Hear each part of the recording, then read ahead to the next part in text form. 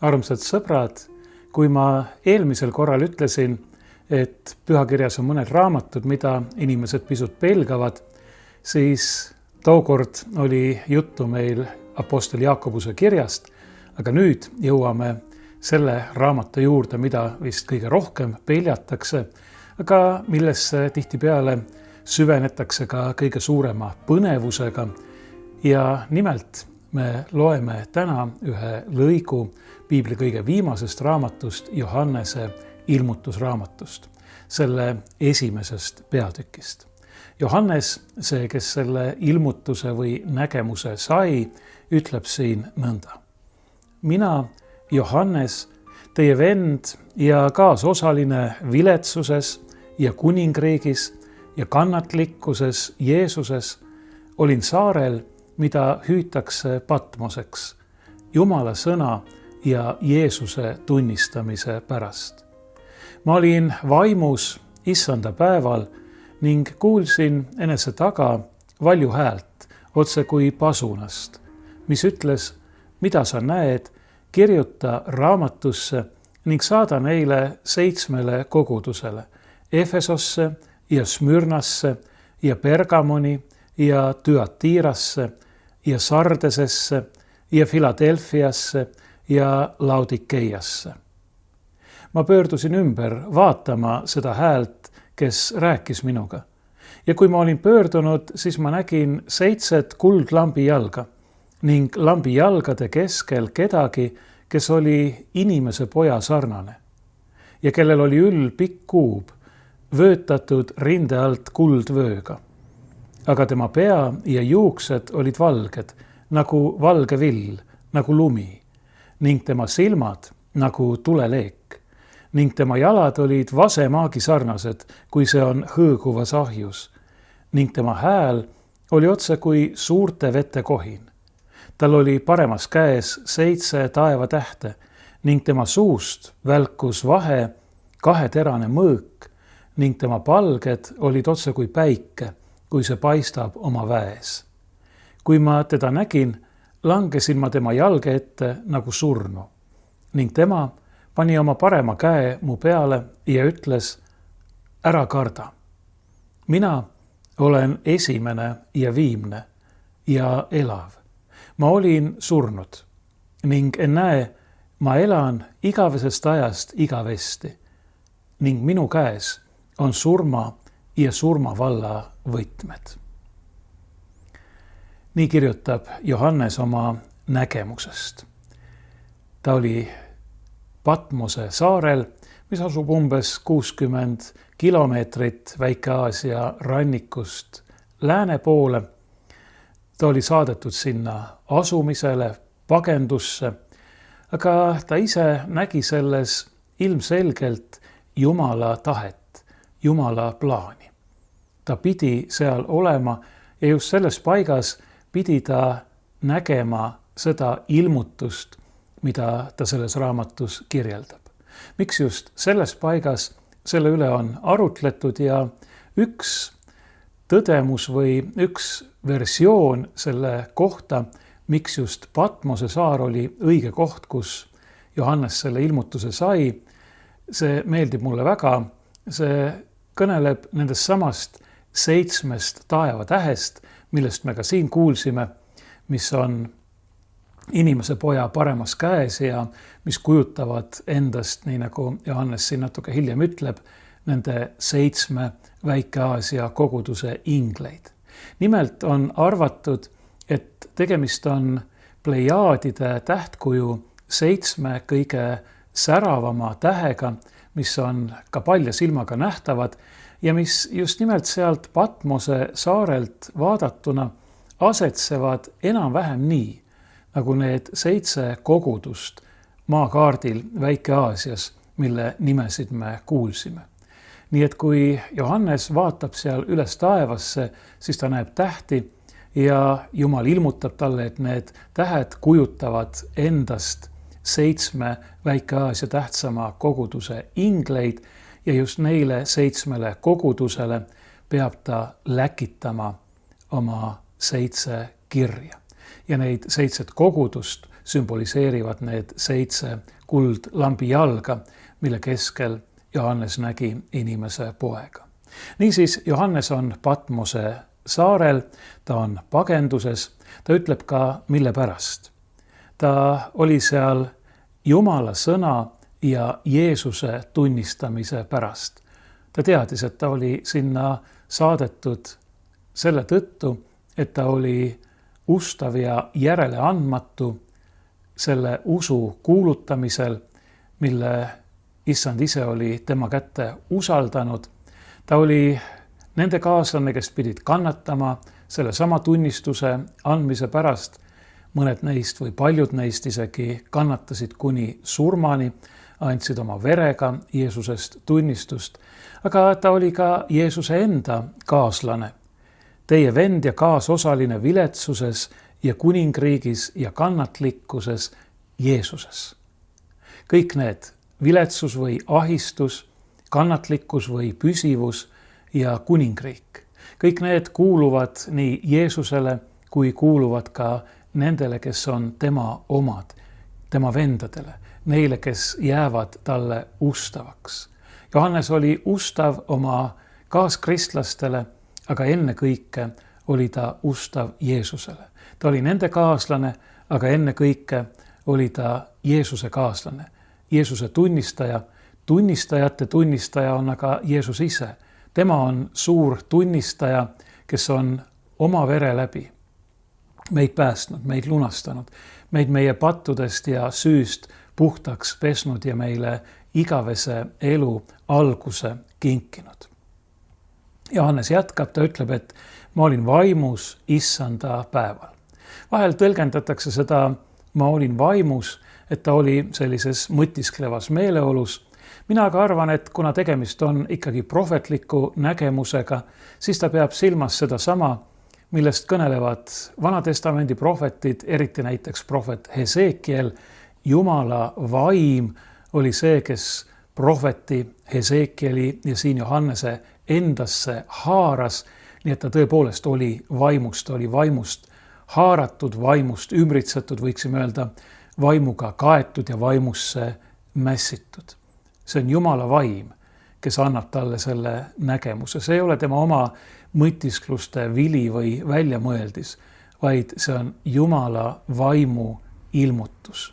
Ja ta saab selle issanda päeval. Mis on see issanda päev? Ka see väljend võib tähendada erinevaid asju. See tähendab näiteks issanda taas tulemist viimsel päeval viimseks kohtumõistmiseks. Aga siin tähendab see tõenäoliselt hoopis seda, mida meie kõik väga hästi tunneme, nimelt nädala esimest päeva, pühapäeva, Kristuse ülestõusmise päeva, mida esimesed kristlased nimetasid issanda päevaks. Ladina keeles on siiamaani selle päeva nimi Dominica, issanda oma, issanda päev. Paljudes keeltes nimetatakse seda päeva päikese järgi. Meil kannab see nime pühapäev, mis on ka üks väga ilus nimi, aga eeskätt on see issanda päev. Meie eest kannatanud, surnud ja surnuist üles tõusnud issanda päev. Ja see on päev, mil juba esimesed kristlased kogunesid selleks, et pühitseda jumalateenistust. See tähendab lugeda Jumala sõna ja saada osa armulaua sakramendist. See on ka vastus kõigile neile, kes küsivad, miks kristlased peavad just pühapäeva, mitte laupäeva, hingamispäeva. Sellepärast, et pühapäev on uue nädala esimene päev, uue alguse, uue loomise esimene päev. See on meie lunastamise päev, see on issanda ülestõusmise uue elu päev ja sellepärast me pühitseme seda koos esimeste kristlastega. Johannes oli sellel päeval vaimust haaratud. Ta muidugi teadis, mis toimub siin maailmas, aga issand näitas talle ja kui me ilmutuse raamatut edasi loeme, me näeme, milliste imeliste, aga ka kohutavate piltide kaudu issand näitas talle seda, mis toimub samal ajal vaimses maailmas, taevas, aga ka nendes paikades, kus praegu veel võimutsevad kurjuse jõud, kurjad vaimud. Siin aga näeb ta siis seda taevast jumalateenistust. Ta näeb neid kogudusi, kelle inglid on taevas issanda paremas käes ja kes seal kiidavad ja kummardavad sedasama Jumalat, keda meie siin maa peal kiidame ja kummardame. Ja niimoodi vaimus olles issanda päeval kuuleb ta oma selja tagant ühte suurt valju häält, otse kui pasuna häält, võiksime tõlkida ka sõjapasuna või sõjatrompeti häält, mis kutsub tähele panema. On oluline hetk, midagi on sündimas. Ja kui tegemist on sõjapasunaga, siis see on ka võidu hääl. Tõepoolest, siin maa peal kirik veel võitleb ja kristlased veel kannatavad. Aga taevas on Kristus, kes on juba võitnud. Tema on võitja, tema käes on kõik, mitte ainult taevatähed, vaid tema käes on, nagu ta ütleb, surma ja surmavalla võtmed. See on võidupasun, see on võidu hääl, mida Johannes siin kuulis endaga kõnelemas. Mis ütles, mida sa näed, kirjuta raamatusse ning saada neile 7 kogudusele, Efesosse ja Smyrnasse ja Pergamoni ja Thyatirasse ja Sardesesse ja Filadelfiasse ja Laodikeiasse. Aga muidugi ei ole need sõnad mõeldud ainult neile 7 kogudusele. 7 on ju teatavasti ka üks sümboolne püha arv, mis tähistab tervikut.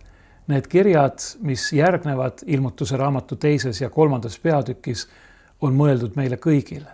Nad on üsna karmid ja hoiatavad, aga siiski ka julgustavad, vahel isegi kiitvad, igal juhul aga lootust ja usukindlust või uut motivatsiooni andvad. Nii et meil tasub neid lugeda. Niisiis mitte ainult Efesosse ja Smyrnasse ja teistesse Väike-Aasia kogudustesse, vaid ka Los Angelesse ja Tartusse ja Pärnusse ja Kärdlasse ja Pühaleppa ja Ruhnu ja igale poole, kus kristlased koos käivad. Kõik vajavad seda Jumala sõna. Tallinnas ka ja isegi Moskvas ja kõigis muudes pealinnades. Võib-olla seal isegi kõige rohkem. Võib-olla seal kõige rohkem neid hoiatavaid sõnu, kuigi me ei tohiks hakata mõtlema nii, et keegi teine vajab neid hoiatusi rohkem kui meie ise. Ei, need hoiatused, aga ka julgustus on mõeldud siiski meile kõikidele ja eeskätt meile igaühele endale. Johannes pöördub nüüd, et vaadata, et näha, kes see on, kes temaga räägib. Ja kui ta oli ümber pöördunud, siis ta nägi seda pilti, mis on tegelikult, kui me hakkame järele mõtlema, üsna hirmuäratav. Ta nägi kõigepealt 7 kuldlambi jalga ning siis lambi jalgade keskel kedagi, kes oli inimese poja sarnane. Inimese poeg on tiitel, mida Jeesus kasutas enda kohta hea meelega. Küllap Johannes oli seda ka kuulnud, ta teadis, et Jeesus ennast nõnda nimetas ja see inimese poja sarnane ühelt poolt tähendabki seda, et ta ütleb, et see oli keegi, kes meenutas talle Jeesust, ta nagu tundis ära selle Jeesuse, kellega koos ta oli 3 aastat rännanud, aga kes siiski oli hoopis teistsugune. Ja nagu ma ütlesin ja nagu siit ka hiljem välja tuleb, tegelikult üsnagi hirmutav. Aga inimese poeg on siiski ka natukene suurem termin selles mõttes, et seda ei kasutanud mitte ainult Jeesus enda kohta, vaid seda kasutasid ka juba Vana Testamendi prohvetid ja see tähistab Messiat. Jumala sulast, Jumala läkitatud päästjat. Inimese poeg on see, kes tuleb, et päästa kõigepealt Iisrael, aga siis kogu inimkond patu ja surma ja kurja orjusest. Ja Johannesele meenusid kindlasti siin need nägemused, mida kirjeldab näiteks prohvet Daniel oma raamatus 7. ja 10. peatükis, aga ka prohvet Hesekiel, samuti prohvet Jesaja kogemusi Jumala nägemisel ja tema tunnistust Jumala kannatavast sulasest. Nii et Johannes peab siin silmas ka seda, see oli keegi, kes meenutas talle või tõi tema teadvusse kõik need prohveti kuulutused inimese pojast, päästjast, lunastajast, Kristusest, Messiast. Ja milline ta siis oli? Kõigepealt meile öeldakse, et tal oli üll pikk kuub. otsetõlkes oleks see kandadeni või jalgadeni, jalalabadeni ulatuv ülekuub. Ja see on sama sõna kreeka keeles, mida Vana-testamendi kreekakeelses tõlkes Septuagintas kasutatakse ülempreestri ülekuue kohta.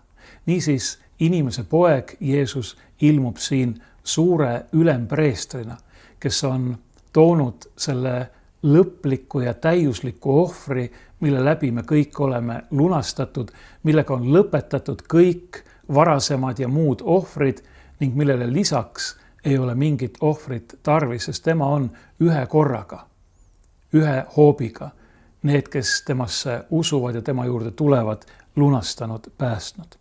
Ja ta oli vöötatud rinde alt kuldvööga.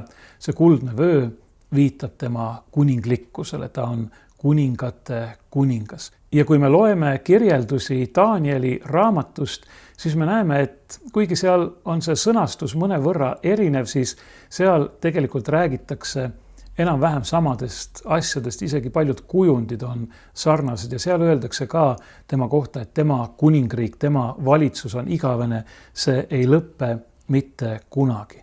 Niisiis tal oli üll, pikk kuub ja ta oli vöötatud rinde alt kuldvööga. Aga tema pea ja juuksed olid valged nagu valge vill, nagu lumi ning tema silmad nagu tuleleek. Siin on väga huvitav mõelda taas sellele Danieli raamatule, kuna seal kirjeldatakse lisaks sellele inimese pojale ka kedagi, keda nimetatakse elatanu.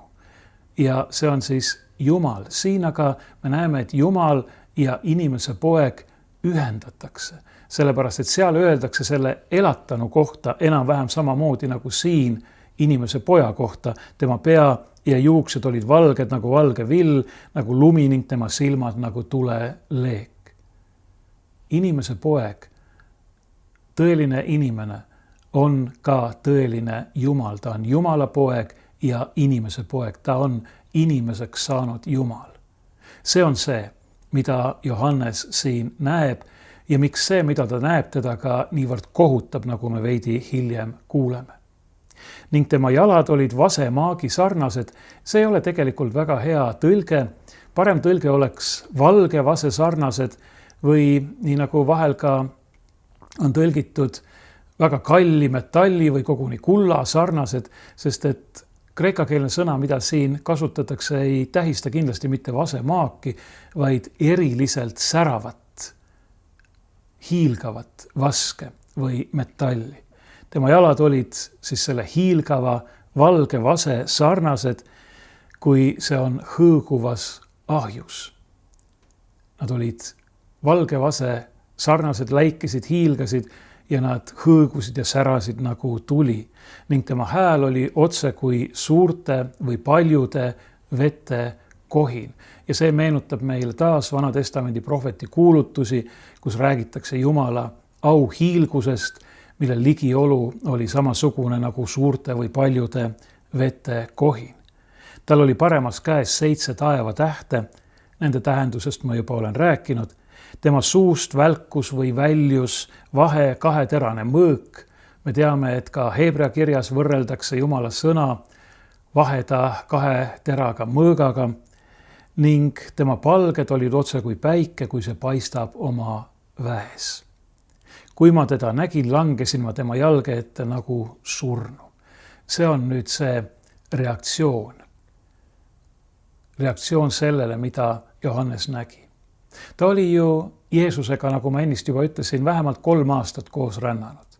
Ta oli näinud tema kannatusi, ta oli olnud tema risti all. Enne seda juba oli ta näinud ka tema muutmist või kirgastamist. Ta oli näinud teda üles tõusnuna, ta oli näinud tema taevasse minemist. Ja nüüd on seesama Jeesus siin tema juures ja kui ta teda näeb, siis ta langeb maha, nagu oleks ta surnud. See on reaktsioon, mis järgneb alati sellele, kui keegi näeb Jumalat ennast. Jah, Jeesus on alati olnud Jumal, aga ta oli justkui inimkuube riietatud Jumal ja tema ümber oli ju väga palju neid, kes tema jumalikkust ära ei tundnud ega tunnustanud. Aga siin on nüüd Johannese jaoks midagi vastupandamatut, nii et see Jeesuse armastatud jünger, nagu teda nimetatakse, langeb tema jalge ette maha nagu surnu. Nüüd mõistab ta täielikult ja lõplikult, kes see Jeesus ikkagi on. Ta ongi tõeline Jumal. See on pühakirja ja eriti selle koha selge tunnistus. Kui keegi küsib, et kus piiblis öeldakse, et Jeesus on Jumal, neid kohti on päris mitmeid.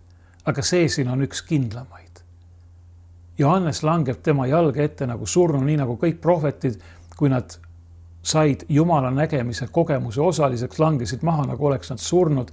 Isegi seal muutmismäel Jeesuse kirgastamist nähes ei juhtunud see nõnda, aga siin juhtub, sest ta on Jumal ja seda Johannes koges. Ta on inimeseks saanud Jumal, teda nimetatakse siin inimese pojaks, aga ta ei ole ainult inimese poeg, vaid ta on Jumala poeg. See mõiste või termin või tiitel inimese poeg tähendab ilmutusraamatus või tähistab eeskätt Jeesuse kohtumõistja ja kuninglikku staatust. On ka teine sümbol või tiitel, mida tema kohta tarvitatakse, see on Jumala tall. See tähistab teda kui lunastajat, teda, kes on andnud ennast surma meie eest. Aga siin näeb Johannes teda selle inimese pojana, selle kohtumõistjana, selle tõelise inimeseks saanud Jumalaga, keda nähes keegi ei või jääda elama, kui seesama Jumal sellele, kes teda näeb, erilist armu ei osuta. Ja just seda ta teeb. Ning tema pani oma parema käe mu peale, taas see parem käsi, see on huvitav, tema käes on need 7 taevatähte, aga ta paneb selle sama parema käe ka Johannese peale, sest see tema parem käsi, tema vägi on ühtlasi ka tema arm ja halastus, tema armastus. Ta hoiab, ta puudutab, ta lunastab, ta tervendab ja ta julgustab ja ta tõstab üles ja ta annab uue elu. Ära karda, mina olen esimene ja viimne ja elav. Ja jällegi ka need sõnad tunnistavad Jeesuse tõelisest jumalikkusest, sest prohvetiraamatutes kasutatakse seda sama väljendit just Jumala kohta, esimene ja viimne. Ja kuidagi teistmoodi ei saagi olla, et see, kes on esimene ja viimne, on Jumal, sest tema on ainus, keda ei ole loodud, vaid kes on alati olnud. Ja tema on elav, tema on see, kes on. Me teame, et Jumala nimi on mina olen, nii nagu siin ka see lause algab, mina olen esimene ja viimne ja elav. Ta on see, kes on, ta on olev, aga ta on ka elav. Jah, ütleb ta, ma olin surnud või ma sain surnuks, ma surin. Miks? Muidugi meie eest, meie lunastamiseks. Ning ennäe, ma elan. Ma elan igavesest ajast igavesti. Tegelikult kreeka keeles on see siin suunatud tulevikku, kui me ütleme igavesest ajast igavesti, siis meie jaoks tähendab see nagu kuskilt väga kaugelt minevikust tulevikku, aga siin öeldakse tegelikult igaveseks ajaks igavesti või igavesse aega igavesti. Ei surma ega mingit lõppu. Jah, ta oli surnud, aga ta on elav ja ta elab igavikust igavikku. Ta elab alati ja tema käes on surma ja surma valla võtmed. Mida see tähendab? See tähendab, et ka meie võime koos temaga elada igavesti. Igavesest igavesti. Mitte küll selles mõttes, nagu oleksime meie olnud olemas alati enne aegade algust, aga selles mõttes küll, et ka meile ei tule lõppu, kui me jääme tema juurde ja kui me oleme temaga, siis see igavik on imeline elu. Meil ei ole vaja karta, me ei pea kartma teda selles mõttes, et me tunneksime kabuhirmu ja teda nähes sureksime, sest ta armastab meid, ta on andnud ennast meie eest, on tulnud, et jääda meie juurde, et me võiksime elada. Meil ei ole vaja karta surma, meil ei ole vaja karta kannatusi, katsumisi, ahastust, viletsust, tagakiusu, mitte midagi, sest tema on meiega ja me teame, mis meid ees ootab. Meil ei ole vaja karta surma, sest surm ei ole lõpp, vaid surm on koju minemine tema juurde, kes meid on nõnda armastanud, et on iseennast meie eest andnud ja kelle käes me oleme.